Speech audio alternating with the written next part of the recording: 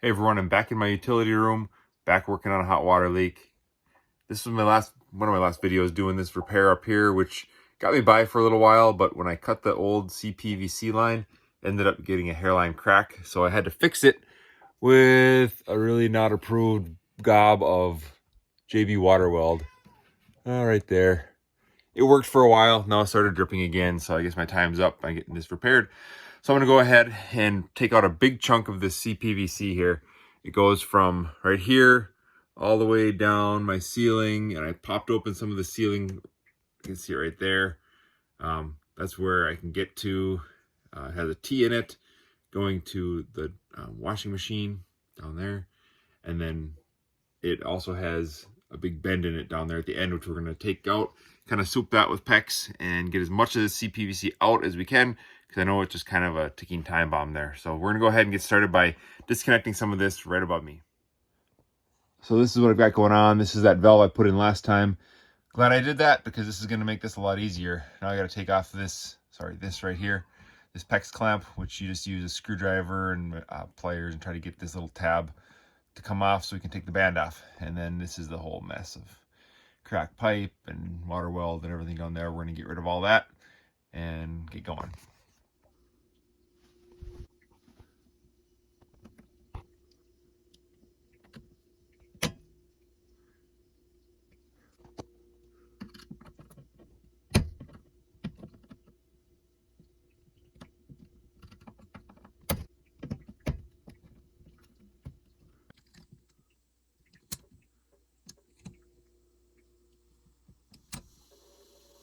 Now we'll go down to the other side and cut there. There's the start. Here the line comes. It has a little T out there. And then it comes here, makes a few jogs and heads toward the bathroom there. So I'm going to cut it as far back as I can where I have good access. And I'm not going to use the PVC cutter. I'm going to use a simple hacksaw and a little handle just to make it easy and gentle as a cut as possible, and hope to not do any cracking on that existing pipe like I had happened before.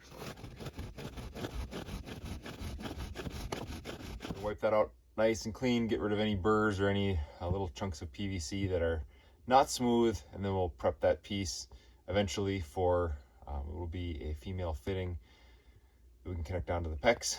Next thing we have to do is move back over to here where the washer connects in. I'm just going to go ahead and cut that little PEX, half-inch PEX line there rather than deal with the fitting.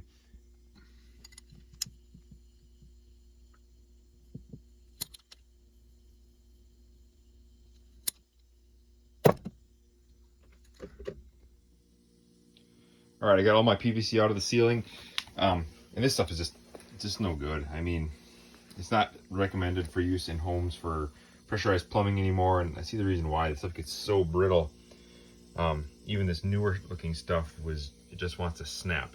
So if you are at a point where you have PVC in your house, I'm just gonna show you what happened, and you're trying to cut it with a PVC cutter like this,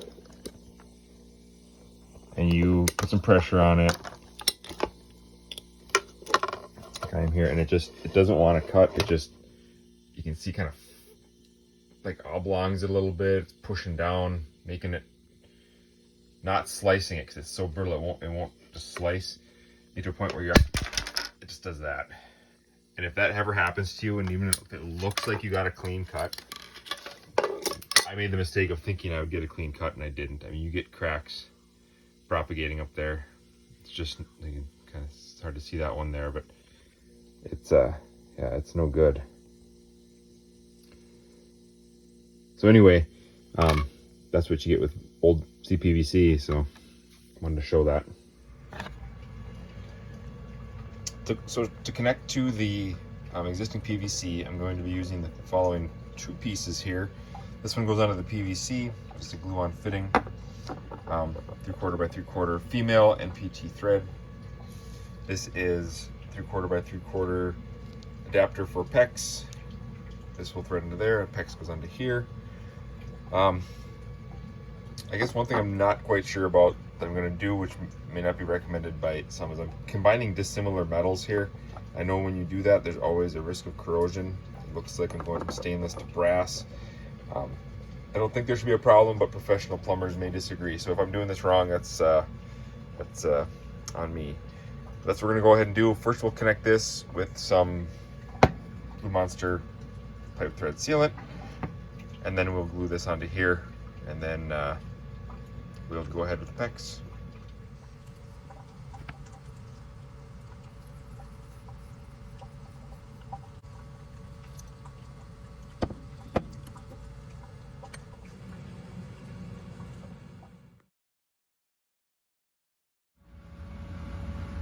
Okay, for PEX connections with these crimp rings, you have to have the special tool for it. It has a little square end like that. It goes over the, ouch, it's a hot pipe. It goes over the bump on the ring itself. I'm gonna move it a little bit. Okay, and then as you squeeze down, this ratchets together, and it will not release until you've crimped it enough so it knows how far to go. So see if we can get this started here on the camera.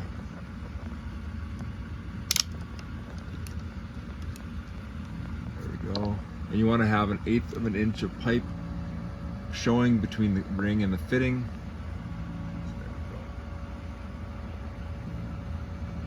Okay, I need 2 hands, so we're just going to crimp this down and you get the idea.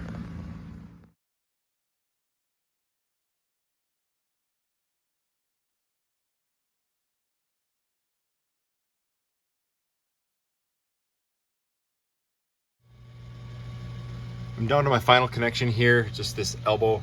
I was gonna do a big swoop from this long leg of PEX to the connection point there, but just trying to get everything to line up nicely and not put stress on the existing PVC pipe, I decided to go ahead and use the elbow I bought. So we're gonna go ahead and get that thing punched in here. Just gotta trim that pipe a little bit to make this joint work out, and that's gonna be it for connections. Okay, that's it for this video. Everything went pretty well so far. I haven't charged up the line. I'm not worried about the PEX leaking. My only concern is back there where I tied into the existing and that leaking. But for now, we're going to charge up that line, see how it goes, let that PVC cement cure a little bit longer there, turn that one on, and hopefully we're all set. Thanks for watching. I hope this helps you out if you're changing out any Cpvc and using PEX. Thanks.